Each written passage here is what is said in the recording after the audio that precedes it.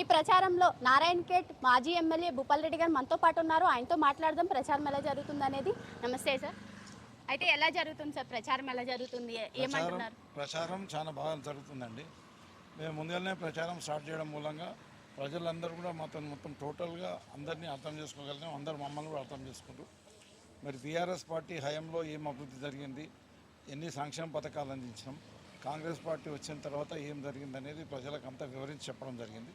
ప్రజలకు మేము అది చెప్పే సమయంలో ప్రజలు మాకంటే ముందు వాళ్ళు చెప్తున్నారు. మేము ఒకటి చెప్తే వాళ్ళు 10 చెప్తున్నారు. ఇన్ని మాటలు ఇచ్చి ఇంత మోసం చేసిండు, 6 గ్యారెంటీలు అన్నాడు, మోసం చేసిండు. మరి మహిళలకు కోటీశ్వరం చేస్తా అన్నాడు, మహిళలకు ఇస్తాను 2500 ఇవ్వలేదు. మరి మహిళలకు కళ్యాణ లక్ష్మితో పాటు తులం బంగారం ఇస్తున్నాడు, అది ఇవ్వలేదు.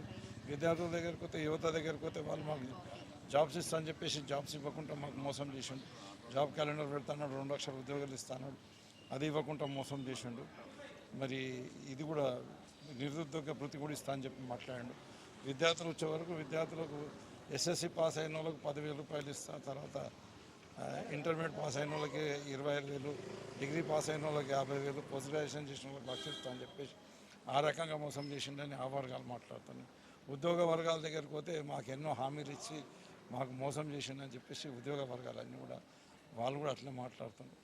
ఎక్కడ పోయినా ప్రతి వర్గం కూడా కాంగ్రెస్కు వ్యతిరేకంగా ఉన్నారు, కానీ కాంగ్రెస్కి అనుకూలంగా ఎక్కడ కూడా మాకైతే కనిపిస్తలేదు.